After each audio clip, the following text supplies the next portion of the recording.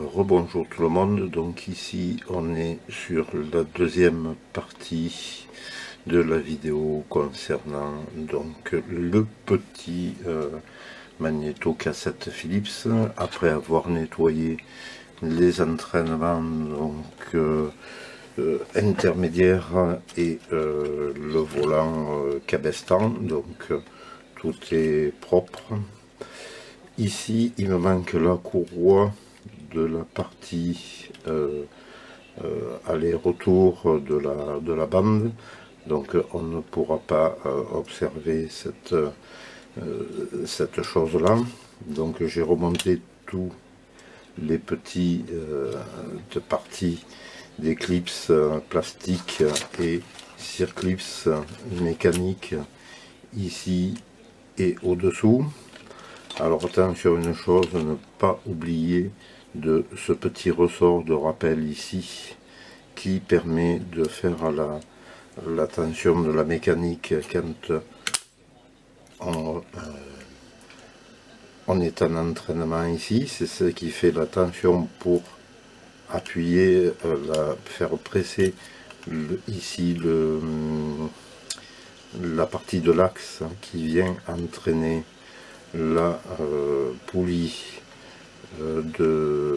ici intermédiaire qui fait la tension de bande pour le retour.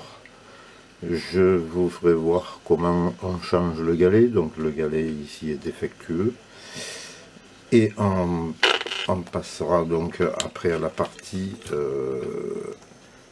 électronique, donc qui fonctionne mais très mal, puisque les condensateurs vieillissants posent problème. Alors on va faire une mesure pour détecter les pannes au niveau de ces fameux condensateurs. Voilà pour ça. Donc ici on va voir comment régler la tension ici, la hauteur du volant cabestan. Donc on glisse un papier plié en deux, on le glisse dessous et on règle le jeu avec un tournevis ici dans le trou qu'on a ici pour faire descendre. Donc pour faire monter on met ici et pour faire descendre on abaisse de l'autre côté.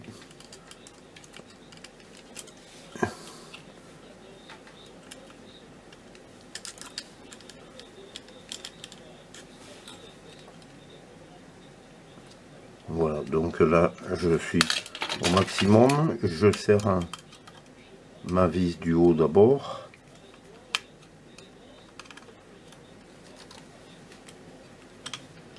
les deux vis d'en bas, je bloque bien, et voilà, et je peux enlever mon papier, et là j'ai un jeu normal pour mon cabestan qui ne force pas. L'opération la plus simple, c'est d'enlever la courroie et d'observer que le volant est libre et ne force pas. Donc pour ce fait, on peut débrayer ici la partie du bobinage parce qu'elle force un peu. On peut voir que la poulie est très libre. Le volant est très libre avec son inertie. Donc ici ça fonctionne bien. Je remets la courroie ici.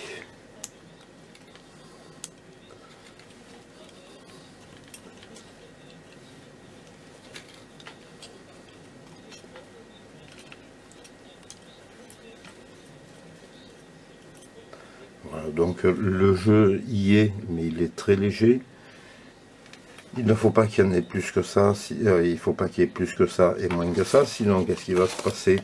L'axe de cabestan ici va flotter, et ce flottement va nous modifier l'azimut de la bande. Donc l'azimut de la bande, c'est l'angle de lecture de la bande. Il faut savoir qu'une bande magnétique ou cassette va se lire sur la moitié de la piste.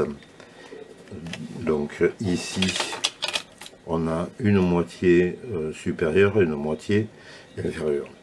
Donc la bande sera lue sur la moitié inférieure pour la piste A, pardon, pour le petit chat dans la gorge. Et quand on retourne la cassette, donc on va lire l'autre partie de la piste. Et la tête donc va lire cette partie de la piste en bas, et l'azimut règle l'angle de la tête de lecture. Donc on peut aller déborder sur le haut ou manquer. Il faut que la tête soit bien parallèle pour lire comme il faut la bande. Pardon. Ici donc je me suis fait ma petite cassette avec une cellule à l'intérieur, comme vous pouvez le voir. Alors donc ici la cellule est montée de façon à bien injecter le signal sur la partie basse de la cassette. Donc cette partie ici en haut sera la partie A, et le fil donc est collé dans cette partie. J'ai mis une tête stéréo, donc on peut voir les deux pistes stéréo sur la partie donc basse, avec une partie ici et l'autre partie en haut. C'est pas une tête toute neuve, mais disons il n'y a pas de déplacement de la bande dessus. Je suis été obligé de limer le haut et le bas pour que les guides de la tête ici puissent arriver à coïncider dans cette cellule là. Voilà donc pour cette petite explication ici. On va passer maintenant au schéma. Donc le schéma ici, c'est pas la version que je vous avais fait voir, c'est une version plus récente. Donc cette version plus récente comprend en préampli des transistors silicium mais pas germanium. Ici on a le premier préampli avec donc tout simple, hein, polarisation par contre-réaction de collecteur, un condensateur de liaison en entrée, ici la commutation pour la lecture donc qui se fait, on va fermer ici ce contact et on va mettre en service le potentiomètre qui va venir ici transférer son signal sur la base du transistor au travers du condensateur de 100 nano ici. Donc on peut voir ici que le système n'est pas le même que dans le cas précédent, et on a ici un système donc en liaison continue et une contre-réaction qui vient ici. Donc ce transistor au départ va être polarisé par cette résistance de 100 kg, va le faire conduire, donc un courant va apparaître et forcément une tension sur son émetteur. Ici on va au travers de ces deux résistances de 100 kg ramener la tension ici, et qui va réguler de façon à ici tenir, comme il est indiqué sur la tension en continu, 4 volts 4. Donc il y aura toujours 4 volts 4 ici sur le collecteur, quoi qu'il se passe, puisqu'on a une stabilisation de tension par contre-réaction. Voilà, donc c'est une autopolarisation qui vient par la résistance ici de 390 ohms et les deux résistances de 100 kg montées en contre-réaction.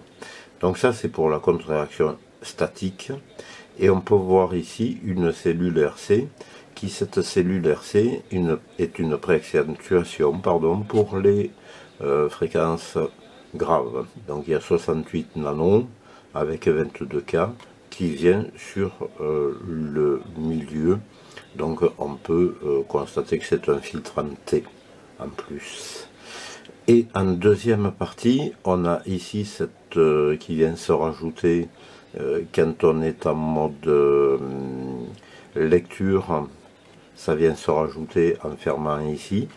On a au contraire ici une contre-réaction avec une désaccentuation pour filtrer les hautes fréquences et laisser passer les basses fréquences. Donc on constitue un filtre qui va virer tout ce qui peut être résidu de prémagnétisation, hein, donc c'est-à-dire les hautes fréquences, et laisser passer toutes les basses fréquences. C'est en quelque sorte un filtre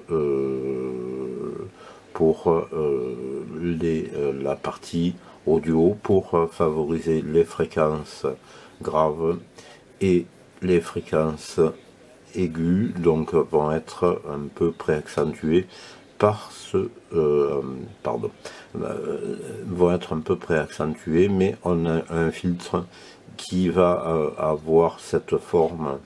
Donc ici, donc dans les basses fréquences, on est en haut et on désaccentue en enlevant du médium progressivement jusqu'à l'aigu, qui pourrait être des résidus de fréquence de prémagnétisation.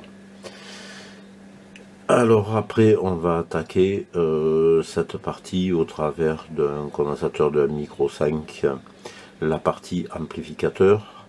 Donc l'amplificateur est à peu près à l'identique de l'autre, hormis que ici on a une CTN que peut-être on n'avait pas sur l'autre, c'était peut-être pas tout à fait le même montage.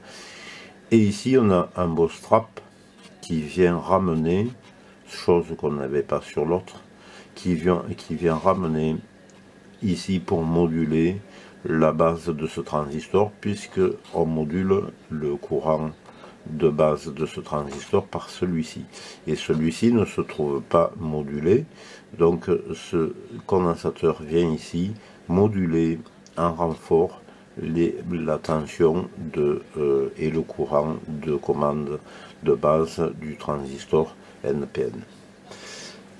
Voilà, après que dire donc sur la partie sortie, on a un condensateur de 680 micros.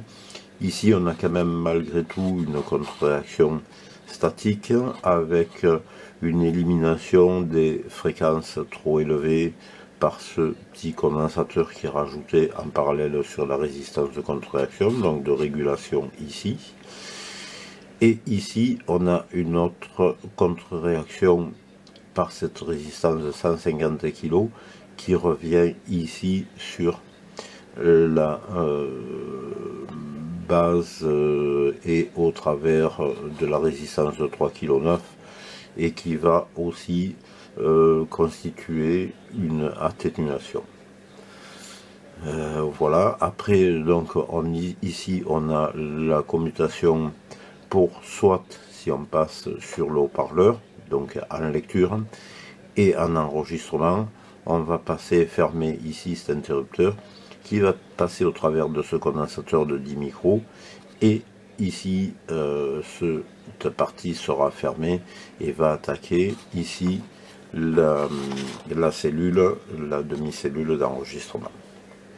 Après donc il y a une détection pour au niveau du galvanomètre ici. Par contre là ici on a une chose qu'il n'y avait pas sur l'autre, on a l'oscillateur d'effacement et de prémagnétisation. Donc celui-là c'est un système oscillateur genre Colpit, qui est avec une self, et là une self ici, donc qui est en réaction et déphasage par les deux condensateurs ici, comme le système Colpit. Donc l'oscillation se fait par la réaction base émetteur. Comme on peut voir, donc le collecteur est directement découplé, on peut le considérer comme s'il était sur la haute tension directe. Voilà pour cette partie-là. Après, la régulation est identique. On retrouve la même cellule de régulation, hein, c'est pareil, avec ici une résistance de démarrage pour polariser le tout. Si cette résistance venait à être coupée, le système ne fonctionnerait pas au départ, à l'enclenchement. Donc bien si il y a problème, bien contrôler aussi cette résistance qui peut très bien ne pas fonctionner, elle est due à une coupure, hein, ça peut arriver. Alors comment ça fonctionne, ça c'est quand même très simple. On a ici la tension positive qui vient par ce transistor, vient sur la jonction émetteur base de ce transistor et vient ici sur ce comparateur. Le comparateur donc a pour référence sur son émetteur donc 1,2 V, 2 fois 0,6, donc qui va nous donner 1,2 V de référence d'émetteur, et on vient ajuster la tension sur la base en fonction de la tension de sortie du système avant les 1,2 V. Donc ici on a ce principe là, mais si on contrôle ce système, ce transistor, quand c'est qui va conduire au démarrage, si on élimine cette résistance. Donc on resuit, ici ça vient ici, ce transistor il faut qu'il ait une tension positive sur sa base pour conduire, donc ici c'est négatif, le transistor ici pour qu'il conduise il faut que celui-ci conduise, donc ça ne fonctionne pas. Alors moralité, il a été rajouté cette résistance qui vient ici ramener une petite tension positive, qui va ici ramener une tension positive sur la base du transistor, et à ce moment-là le transistor va conduire. Donc s'il conduit, il va faire conduire lui.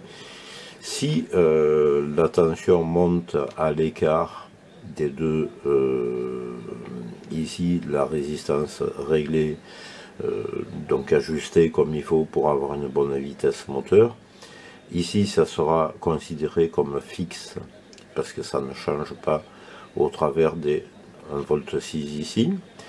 Qu'est-ce qui va se passer? Ce transistor, donc si la tension monte ici, il va conduire davantage, et qu'est-ce qui va se passer? C'est que ce transistor va ramener à conduire ce transistor, et ça voudra dire que la vitesse est inférieure. Donc il s'opère bien une régulation par référencement ici de cette tension de contre-réaction, parce que c'est quand même une contre-réaction qui revient pour polariser ce transistor. Si la tension est positive, ce transistor conduit, donc s'il conduit, il entraîne la conduction de celui-là, et à l'inverse, si ce transistor se bloque, ce transistor donc va amener au blocage à celui-ci, et donc la boucle est bouclée. Voilà pour ce principe-là. Et ici, donc, on a des divers découplages de tension auxiliaires, donc B, C et D. B étant la tension générale de l'appareil, donc on a un 470 micros ici, et après on va donc avoir chaque fois un filtre ampli pour découpler les diverses alimentations. Alors ici on a le potentiomètre comme on a vu de volume lecture. Ici on a le potentiomètre de volume enregistrement qui est activé uniquement quand ce contact est fermé. Et c'est 22 kg, si vous le faites jouer, vous n'aurez pas d'action puisque le contact ici va être fermé. Ici, sur la partie 2, on a ce qu'on appelle le monitoring, c'est-à-dire on peut ici écouter au travers d'un ampli par cette prise auxiliaire donc ce qu'on enregistre parce que justement l'ampli lui est occupé à faire fonctionner la modulation, puisque ici on peut dire que c'est de la modulation d'amplitude. On a une HF qui est délivrée par ce transistor, et cette HF va être modulée par l'ampli audio ici. Donc on va bien avoir une modulation d'amplitude, c'est-à-dire plus la modulation va être élevée, plus l'amplitude HF va grandir. Donc c'est bien une modulation d'amplitude pour attaquer une cellule d'enregistrement. Donc après il faudra faire disparaître cette HF, c'est pour ça que ici on retrouve pas mal de condensateurs sur le préampli. Ici à l'entrée on a un 4 nano 7, puisque le signal donc d'ici de la cellule va passer au travers de ça, revenir sur cette position là, et va être en service quand le contact sera fermé. Là ici donc on revient ici, on revient par là, et on peut observer une chose, c'est qu'ici il y a eu une erreur. Donc c'est le contact fermé ici, le 2, alors que normalement c'est l'inverse, 1 et 2 pour enregistrement et lecture.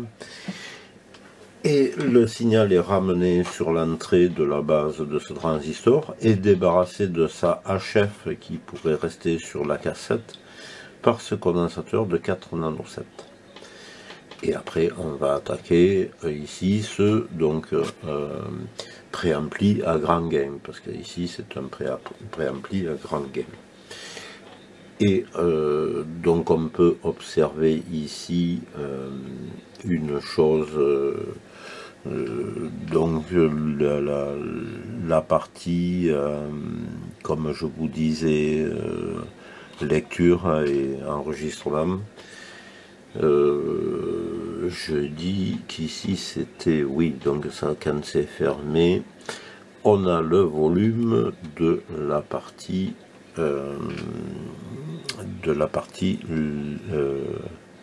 lecture, parce que c'est vrai que sur l'ancienne version il s'était marqué numéro 2, enregistrement numéro 1, lecture. Donc ici 2, oui c'est l'inverse, donc je me suis trompé. Quand on est en 2 on est en lecture, et quand on est en 1 on est en enregistrement. Voilà, donc il y a une erreur, c'est moi qui ai fait l'erreur n'est pas là. Donc ici en 2 on est bien en lecture, et en 1 on est bien en enregistrement. Donc c'était à l'envers sur l'ancienne version.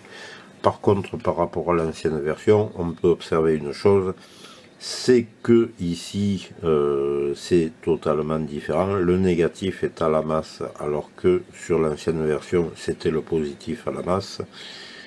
Voilà, donc faire attention à ça aussi, c'est pas le même montage, et la polarité est inversée. Alors faire gaffe à ça. C'est vrai que dans l'ancienne version on avait ici le positif qui était à la masse, le plus à la masse, et le négatif qui partait distribuer toutes ces tensions. Et là on était en quand on était en 1 on était en position en 1 on était en position lecture, et en 2 en position enregistrement. Donc c'était totalement différent. Donc ici tous les axes ont été graissés avant le remontage.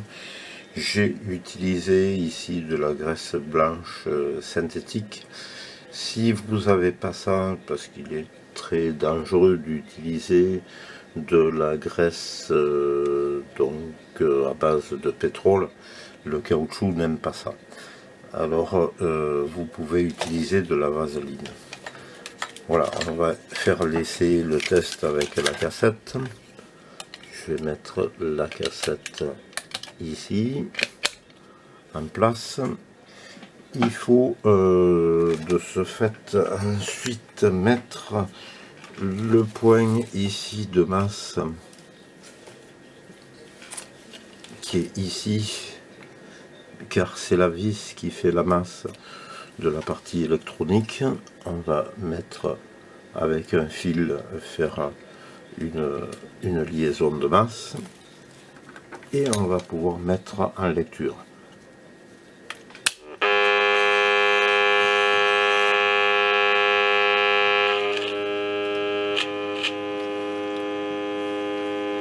Donc là on est sur 100 Hz, 1000 Hz. Je suis à une tension de 350 mV à travers la tête que j'injecte à travers ma tête ici, qui envoie sur la tête de lecture. Que dire d'autre? Voilà, donc ça c'est fait, ça fonctionne. Ça passe au travers ici du fil, le générateur, et voilà.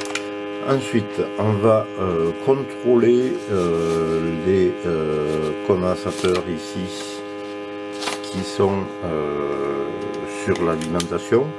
Donc je vais contrôler le C732 et le C728.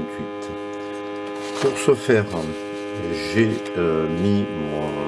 je vais utiliser mon oscilloscope raccordé à la masse, mon oscilloscope est calibré lui en mode AC, en couplage AC, alternatif courant, et je suis sur 50 mV par division.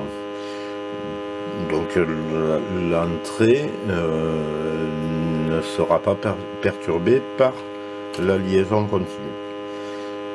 Je vais maintenant analyser mon condensateur, donc le C732.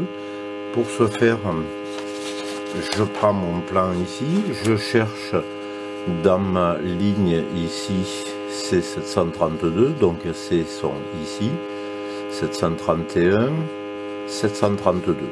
Donc je fais coïncider avec ma feuille ici et j'ai mon C732 qui est en position ici, que je peux visualiser comme ça. 732, la ligne ici, ça se recoupe ici. On va essayer de trouver ça dessous.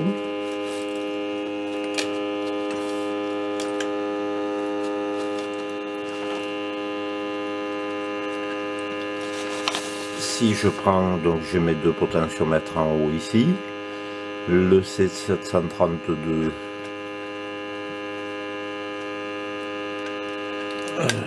donc est sur la piste qui vient comme ça, donc c'est vu à l'envers.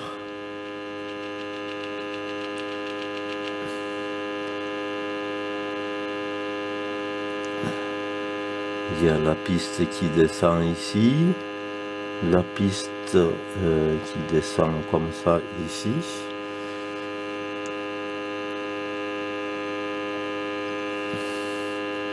Il y a la piste qui s'enfuit vers là-bas.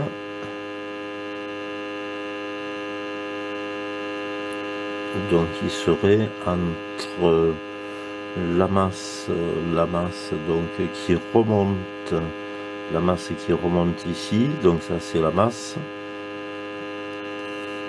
Ici je ne suis pas à la masse avec mon oscilloscope, je vais me mettre la masse par ici, donc la masse IRM, la masse remonte, vient ici, le condensateur se trouve sur cette partie, ici il y a la résistance et le C732 est là. Comme on peut observer sur l'oscilloscope, je vais vous faire voir ça. Donc ici on devrait avoir un trait droit. malheureusement, ce qui n'est pas le cas.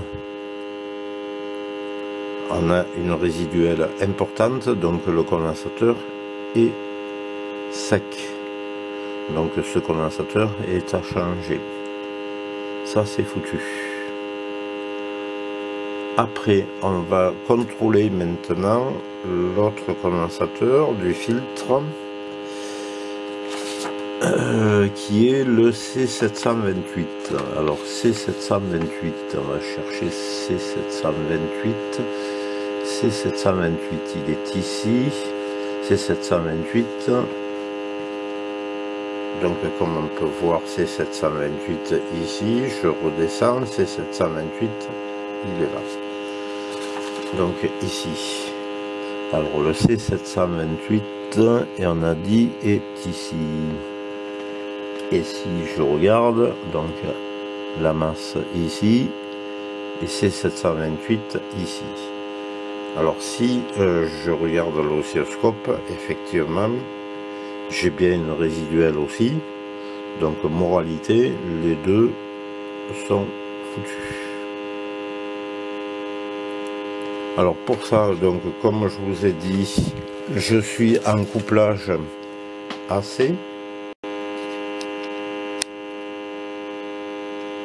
Un couplage AC ici, alternatif courant, donc pour analyser uniquement la composante alternative, mais pas continue. Je change ces condensateurs et on regarde ça après. Après avoir changé donc les deux condensateurs de découplage qui sont ces deux condensateurs ici, on peut constater une nette baisse de résiduels restantes de la modulation. On va donc contrôler ça. Je vais vous faire voir. Donc je vais prendre les différents points de mesure. Je vous mets sur l'oscilloscope. Donc toujours l'oscilloscope en position AC. Alors là, je vous mets à la masse pour vous faire voir. Donc je suis sur 50 mV par division. Je regarde ici le premier condensateur de découplage qui a été changé. Voici ce que ça donne par rapport à ce qu'on avait avant. Le deuxième condensateur, donc qui est ici, on a une légère résiduelle qui est de l'ordre de, on va dire, 70 mV, mais qui est aussi transmise par la modulation de l'alimentation au travers du haut-parleur, parce que là je suis sur une fréquence de modulation qui est de 100 Hz. Donc là, ici, si je me mets à la masse et je me mets sur le positif alimentation, voilà ce que j'ai. Je suis découplé là par un 470 micros, mais il ne faut pas croire que le condensateur est complètement foutu. On fonctionne à travers une alimentation qui peut être aussi modulée par sa propre régulation. Donc il y a aussi, ne pas oublier, les défauts des problèmes d'alimentation. Ensuite, on va mesurer le C730. Alors pour ce faire, on va resuivre le collecteur du transistor TS426. Je vais regarder le TS426. TS426, il est ici, son collecteur. Donc voici ce qu'on a sur le collecteur. Et après le condensateur, donc on a ici j'ai 50 mV, à peu près 60 mV. De l'autre côté du condensateur, on peut constater qu'on a la même amplitude, donc pas de perte d'amplitude. Ce condensateur n'est pas défectueux. Après on va mesurer le C744 condensateur de liaison de sortie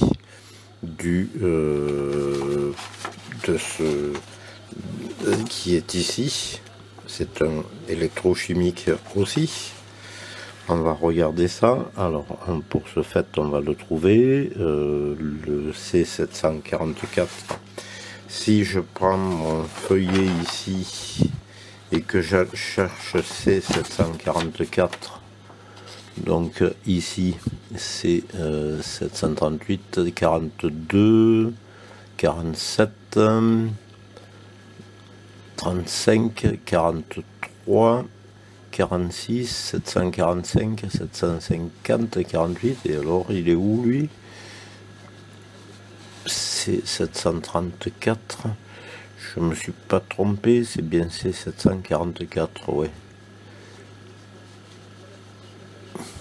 C'est 744. Donc c'est 744.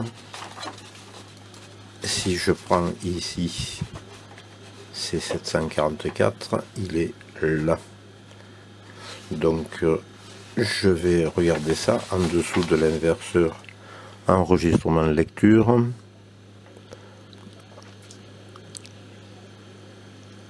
Alors ça vient directement sur lui.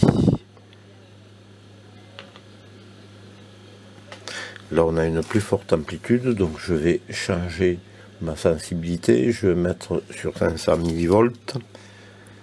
Donc il est ici, on a une amplitude crête de 2 volts 7, et de l'autre côté on a la même chose. Donc moralité, ce condensateur n'est pas défectueux non plus. Ensuite on va passer à l'autre condensateur, le C747. Alors le C747, il est ici, donc il est ici, sur la base du T5 et le petit machin en haut, le petit, voilà, ici. Donc j'ai mon condensateur ici sur la partie négative. Je regarde sur la partie positive qui va sur la base du transistor.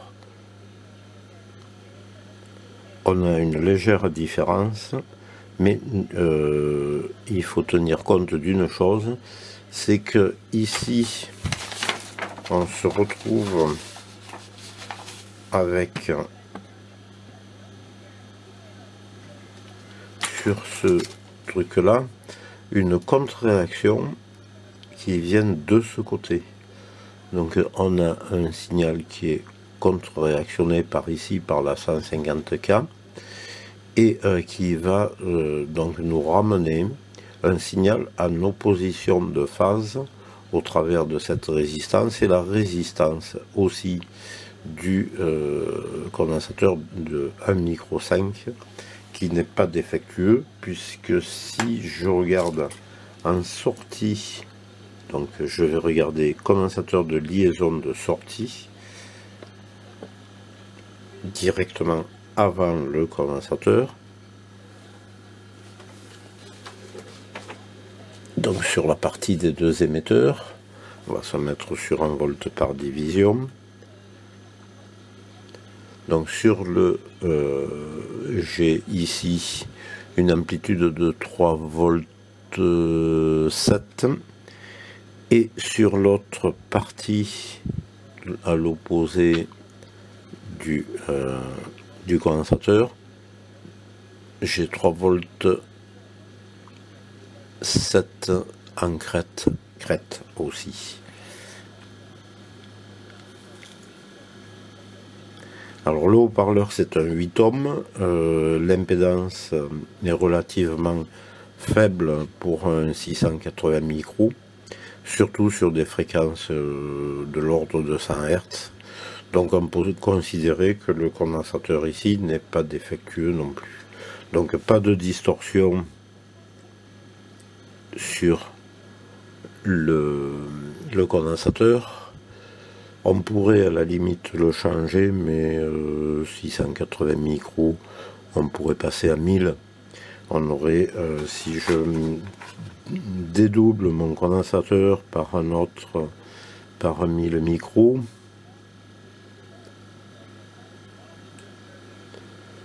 donc on va mettre un 1000 en parallèle. Je me mets sur la partie ici.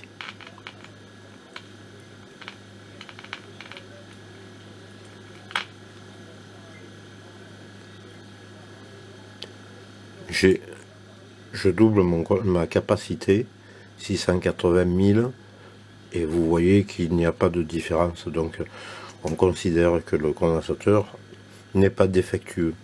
En doublant sa valeur, même plus que doublant, puisque j'ai mis 1000 micros en parallèle, ça ne change pas, c'est pas significatif. Donc ce condensateur a bien un bon ESR. Et ici, celui-ci n'est pas défectueux non plus. Là, le condensateur de liaison de base est correct aussi. Donc tout de ce côté-là est correct. Pour cette partie, donc amplification. Donc tout est amplification, préamplification, tout a été vu, donc tout est correct pour cette partie.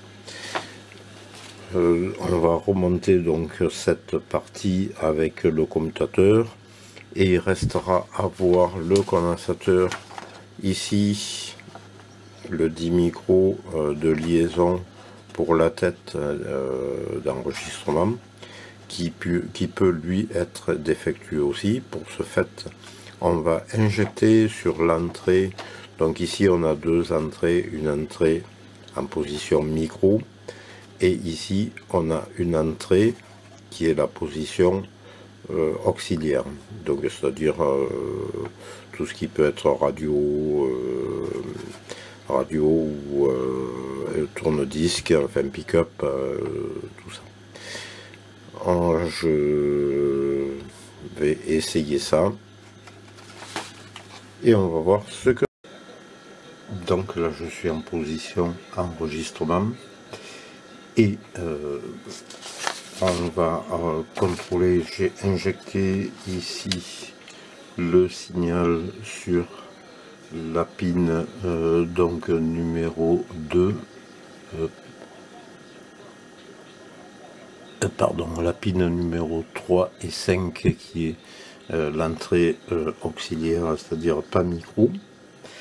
Et je vais mesurer maintenant mon condensateur ici, le condensateur de 10 micros ici, de liaison pour la partie enregistrement qui vient moduler la tension de prémagnétisation. Alors ce condensateur c'est le C746, donc le C746 se trouve ici, en dessous la self d'arrêt de l'oscillateur de prémagnétisation. Je vais maintenant passer ça avec l'oscilloscope. Je vais mesurer un point ici et l'autre point ici. On va regarder ce que ça donne à l'oscilloscope. Alors sur la partie positive du condensateur, on a ça, c'est-à-dire côté ampli de modulation, et de l'autre côté du condensateur, j'ai une amplitude qui est plus grande. Donc moralité, ce condensateur est défectueux et il va être appelé à être changé. Donc on va pour ça dessouder le condensateur.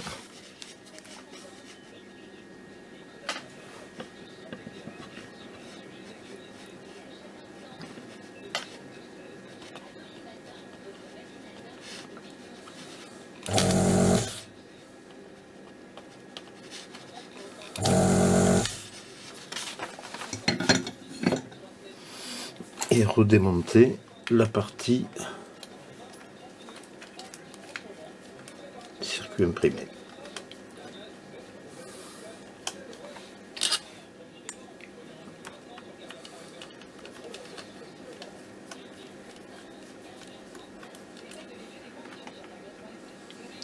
Ne pas oublier la petite rondelle, ne pas la perdre.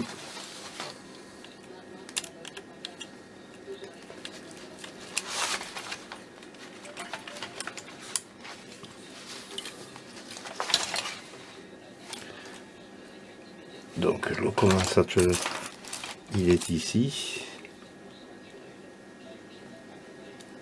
Et c'est un 10 micros.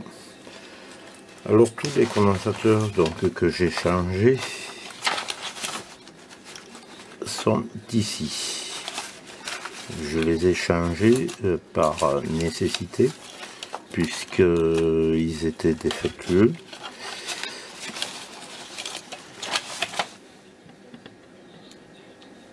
Alors j'ai à ma possession un capacimètre ESR mètre. Et on va contrôler ça après avoir changé, chose que des gens font à l'envers, dessoudent et changent. Donc il est préférable de travailler comme il se faisait dans le temps, avec l'oscilloscope, et on peut aisément voir après le problème lié au condensateur. Alors, je mets en court-circuit, j'allume mon capacimètre, donc je suis à 0. Ici j'ai mon condensateur qui fait 100 micros, donc je mets négatif, positif, et ça me donne 62 ohms. 100 micros, donc on doit avoir pour du 25 volts 0,5 ohm. Donc ce condensateur a bien un ESR, une résistance série beaucoup trop élevée. Ici ensuite j'ai un condensateur de 10 micros 25 volts.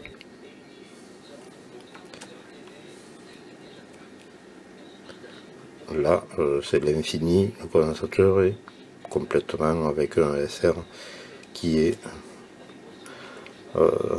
envolé.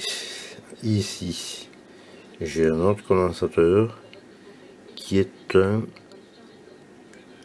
47 micros. Là pareil.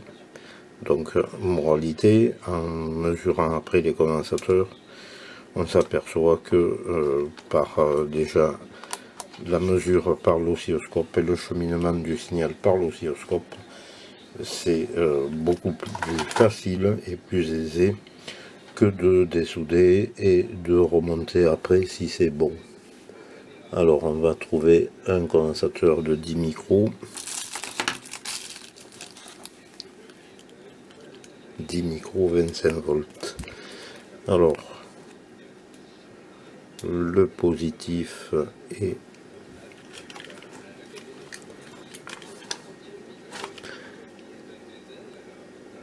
en bas, le négatif en haut.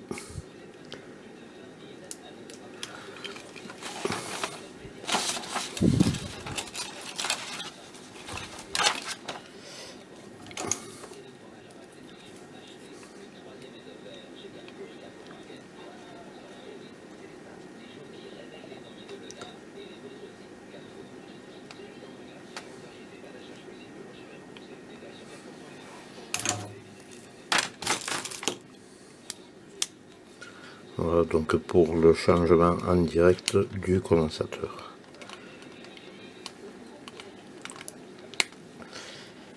Voilà donc pour cette deuxième partie. On passera à la troisième partie avec le changement du galet presseur puisqu'il est défectueux, juste la roue donc du galet.